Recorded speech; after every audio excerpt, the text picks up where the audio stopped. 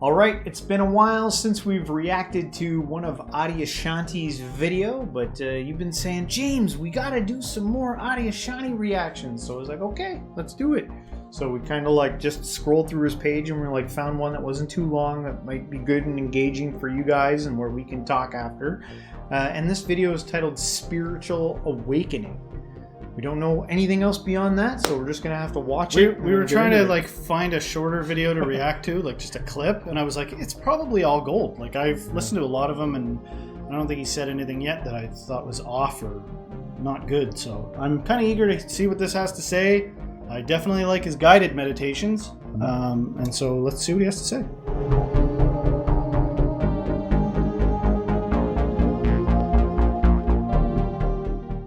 But I do think that this is important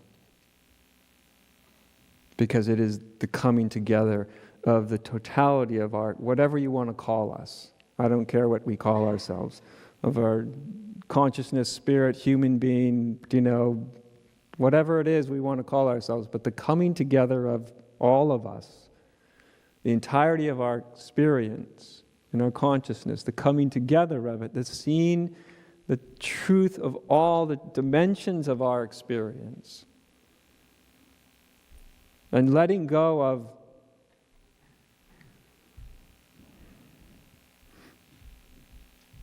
in order to do that, we have to start to actually contend with our experience rather than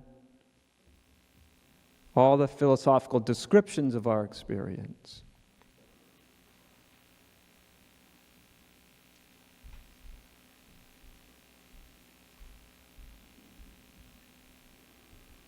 So before I go to questions, I'll just add this last little point, which is that this particular arena where when I'm talking about the discovering a spiritual autonomy, but in your humanity, a spiritual sovereignty that's based in your humanity, is really what love is really all about. That is what makes it possible. That's the avenue through which it happens. It's not just an experience of aha realization of transcendent wisdom. That's very, very, very powerful. This is an experience of sort of a transcendent wisdom, but in the form of an absolute love. Because it's only that there's a certain quality of love. By quality, I mean a certain kind of experience of love. It's not anything that we normally think of as human experience. Falling in love, friendships, all of that stuff. It's not what we think of as love, I think, when a lot of people have done various things where they practice various kinds of devotion, where you're kind of creating a kind of love, spiritual kind of love. Is a completely different quality of love. I call that quality of love redemptive love. Right? It's not even agape. Martin Luther King talked about agape a lot, which was universal love, absolute love for all of our brothers and sisters of the whole universe, of all beings and all creatures. You could talk about it as God's love. But redemptive love is something that cuts to the bone of one's human experience. It doesn't transcend the human experience. It doesn't uplift you into a higher dimension of experience. It actually brings the higher dimension of experience down into the grittiness of your human experience. That's redemptive love. That's different.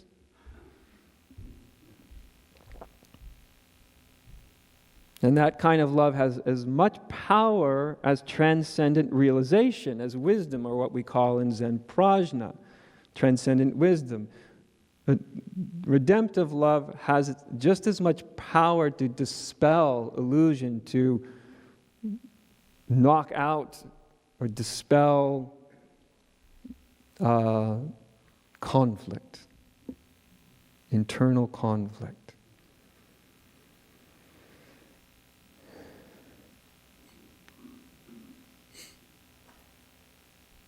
And the experience of it, which is why I use the word redemptive, because it feels redemptive.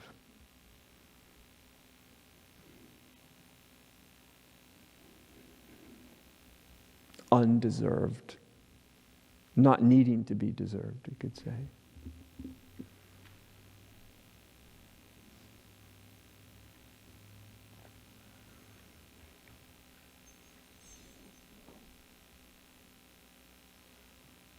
Instead of uplifting you into heaven, it's heaven penetrating down through you. It's almost a form of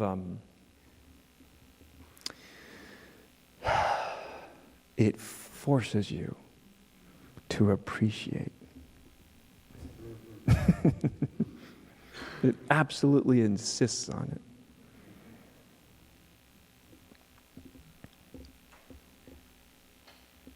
It's a quality of gratitude, I suppose, as well.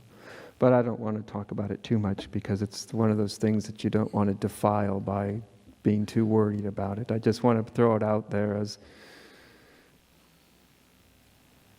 if I have faith in anything, it is faith that we all share in the exact same potential. None of us more or less. I mean, we do have certain human potentials that people have more or less. You know, you might be a great musician and I might be an awful one and all that. But in our essential real natures, we all share the same truthfulness. Because we all share the same truthfulness, what I often try to do is speak to that truthfulness that we do share. That we share, that is there. And knowing that it's there, absolutely knowing that it's there,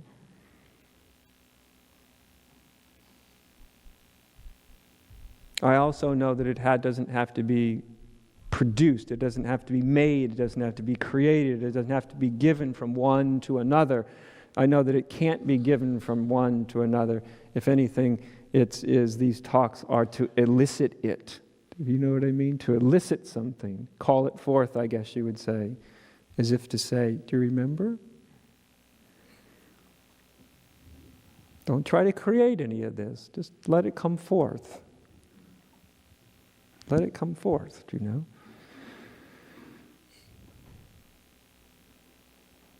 It's always wanting to anyway, do you know? Some of us get it the easy way, some of us get it the hard way, you know. I saw Gangaji, because sometimes I wonder why they keep talking to teachers, you know, especially when you think about the Buddha earlier on. You know, I've heard, I don't know the specific text, but I've heard that when the Buddha got started with his like Buddhahood, his people that had become disciples of him were like, all right, time to start going spreading the good news. And he was like, those who know already have it, and otherwise they're not going to believe me if I tell them. And his disciples were like, no, there's some people that are on the verge of knowing. If you talk about it, we'll flip over. Mm-hmm. And then Gangaji recently, I saw a video of hers where she says, like, if I keep saying it, say it a little bit different way, the idea is like enough times and it'll click. Yeah. But part of me feels like there's a reality to this where it's like one more epiphany won't save you. One more description isn't going to do it. You got to just let the hell go of all of it. Don't try even one more time to get at anything. And then maybe instead sort of be still and know, you know, the Bible verse, be still and know that I am God. Yeah. Yeah. It's just the mind is, if anything, I feel like my own little spin on this is become aware that the mind is always like, is relentless in its, the moment you go to be still and know it's God, it'll be like, is this it? Is this it? Is it? I think something's going on. And then rather than being swept up in that, a simple regard of it, and then an awareness of the most base aspect of your existence, like the most baseline part of awareness or consciousness is what I get the impression is once it starts to become aware of its own self, it from that ground something can happen. I don't know. I feel like it might be complex for some people who are watching along with this if they're new to this type of talk, because your mind wants to like associate meanings with certain words at times. Yes. So when you bring up God, I'm sure Adyashanti's idea of God is a little bit different than a traditional person's view of what God might be, right? But it sounds nice, right? The redemptive love of heaven shining through you, rather than you like looking up to try to like attain it as something that is the case all the time around you. It's more about you becoming aware of it rather than, it's, something happening to you. It's always happening. It's just something that you can't see. So, which is hard. And then people have their ideas about heaven, what heaven might be. Heaven's a place that I go to when I die. Maybe try thinking about heaven in a different light outside of ethereal realms that you get to. Well, you get like pseudo experiences, right? Like, what it's like to fall into a deep sleep and then wake up refreshed from like a deep dreamless sleep or something. Like, we all go through different states. Some are more chaotic than others, right? Mm-hmm. Like, imagine being in the middle of an orchestra, like an orchestra of chaos, and you're like, ah, and then all of a sudden you're out of it, and you can see that it's still loud, but you're watching it, and then walking right out of the building, and the orchestra of chaos is like gone now. Yeah. I think about what he says about the redemptive nature, the redemptive love, and it's like, right now you're in it. You're in the labyrinth of illusions. Yeah. And if that were to fall silent, or if you were to be somehow adjacent to your own egoic reality, like the reciting of like, this is my name, this is how many people I grew up with, this is where I grew up living, this is my address, this is my birthday. If you shake loose from that identification, it shakes loose and it starts to abstract and disappear, and then at the base of all that there's like a peace. It just seems tricky to talk about. And I think the redemption comes in when you realize, like, when you're not identified with things like shame and guilt and drive and desire and all these different things, seems as though there's peace left. I feel like, and that peace would be like, depending on how constricted you are, you might not even realize how constricted you are, and then with the relief of that, you might be like, it's beautiful, it's peaceful. Bro, I don't know how it happens for you, but I feel like there's a shedding of those things in layers. That it's like all, like you were talking about, letting go of the guilt and the shame and all those things.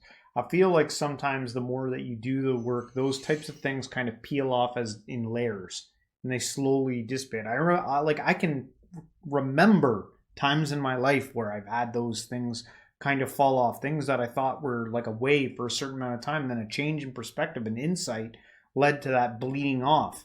And I'm sure, like some guys maybe like him, they had like a massive experience. I don't know if it's like that for everyone.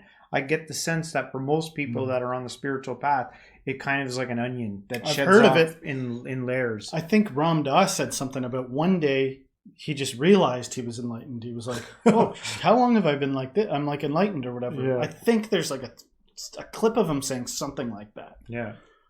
But I think a lot of people could use that right now. Like the whole redemptive side seems to be this aspect that you think, something is away for a long time, and then all of a sudden it dawns on you that no, I am loved, and those things that I thought were keeping me from love and heaven, they're not there anymore.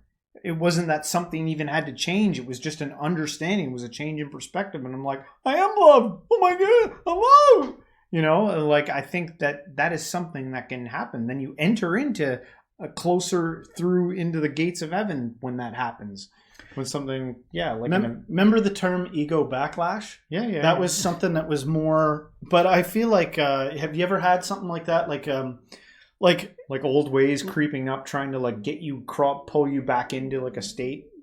Sure. Like I feel like the way it might even happen is, say you have like a satori or something like that, or you have this experience where your ego like turns the volume's way down, and you feel like a ego death type experience, maybe even, but then you go back to the world and there's like all of a sudden it's like all the flames of hell are, and then you're reveling in selfishness and you're angry about it, and I feel like sometimes this happens at a way more psychological level. Like you imagine the person who's trying to be good, they're trying to like turn a new leaf or something, right? And maybe they've stopped some addiction, and maybe they've explored with being charitable. But then the old selfish part of their ego is like, you're being taken advantage of. It's just I'm no good. I'm no good, and I don't want any part of this.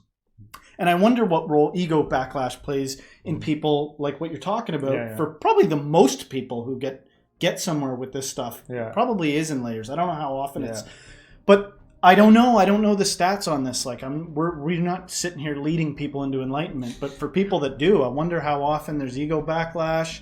I wonder how often it is a great gestalt, and they're like, and I was never the same again all at once. It was just like a light switch, and that changed everything forever. How many people it's a slow road, how many people it's a quick road. I'd love to talk to Adyashanti about this stuff. One day, maybe I'll hit him up again, see how he's doing. Love to have him on the show. He'd be a great guest. Yeah. But redemptive love, man, that sounds appealing, doesn't it? Oh, yeah, it does.